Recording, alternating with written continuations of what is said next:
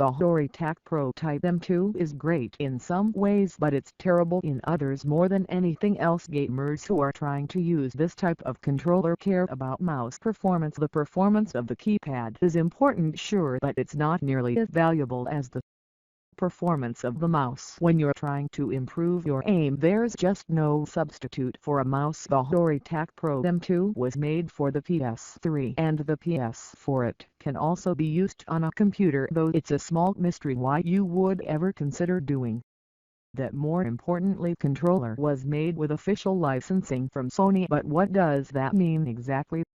It means you don't have to worry about individual games having support for these peripherals. If a game will play on your PS3 or PS4, then you can play it with the HORI TAC Pro controller, even though it looks nothing like one. Your games will basically this as an ordinary controller. Why keyboard and mouse? Imagine this. There's a brand new AAA game that was just released. It's a shooter with an online multiplayer mode. Naturally, the game developer wants to offer the largest possible pool of players for online matchmaking, because then players could find multiplayer matches quicker, everyone gets to enjoy better latency, and so forth. There are all kinds of advantages. So why do game developers prevent PC players and console gamers from playing with each other? It's because the moment you let them into the same matches, the game is totally ruined for the console players.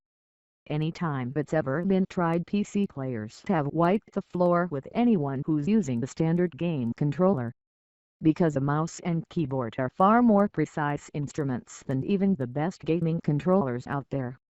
For example, when you look at popular games like Overwatch, you'll find that game developers have to balance the PC version and console version of the game separately.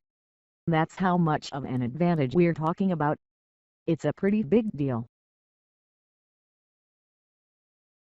Though it looks like a real PC mouse, it would be totally inaccurate to say this mouse feels like a real PC mouse. The design of the HORI TAC Pro controller is a little hit and miss in that regard. For one thing, they've made something that resembles an actual gaming mouse. There are actually 4 buttons extra in total, including 2 thumb buttons and 2 buttons positioned beneath the scroll wheel. All programmable, of course. You have to keep in mind that the HORI TAC Pro Type M2 is actually an emulation of a controller. Specifically, the mouse was made to emulate the right analog stick of a PS3/PS4 game controller. That means you're not really playing with a mouse. From a technical perspective, it's more like you're playing with a very fancy joystick that looks like a mouse.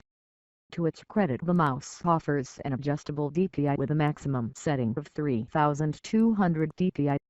If you know anything about gaming mice, that's actually much better than it sounds. Gaming mice often support absurd levels of accuracy like 10,000 DPI. What makes that so ridiculous is that most pro gamers end up playing around 400 DPI or 800 DPI. Because there are actually very few instances where you really need to turn your mouse up to those kinds of sensitivity settings, so being able to swing out towards 3200 is more than enough. The keypad provides a 16-key WS-80 style interface composed of arrow keys.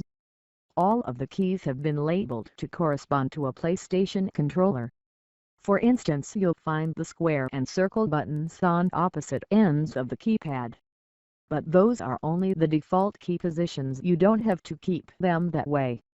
The switches are mechanical, which gives them a nice tactile feedback.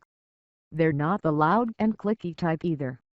But mechanical switches are still mechanical switches. They do make some clattering noise if you start slamming the keypad with rapid motions.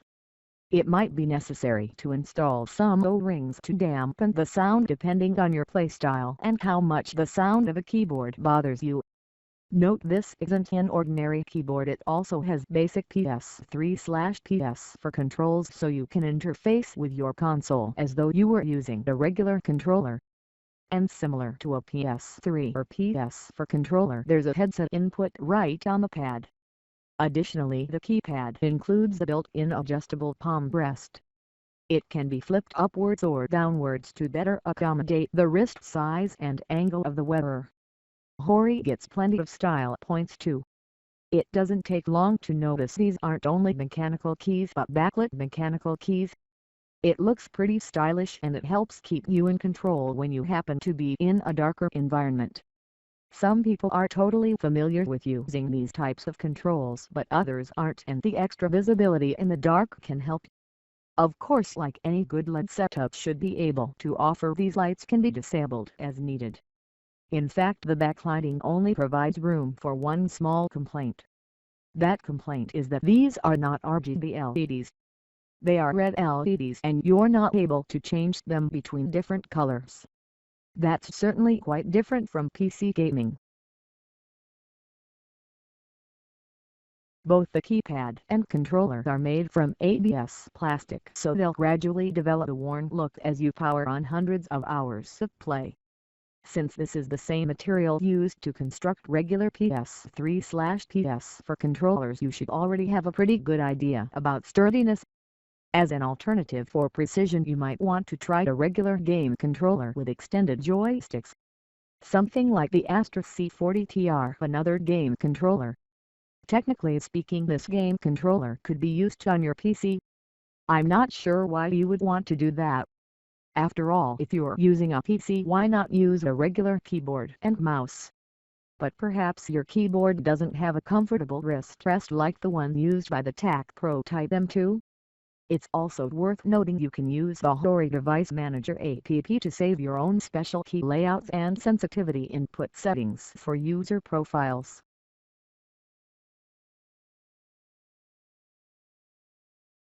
Thanks for watching. Subscribe to the channel.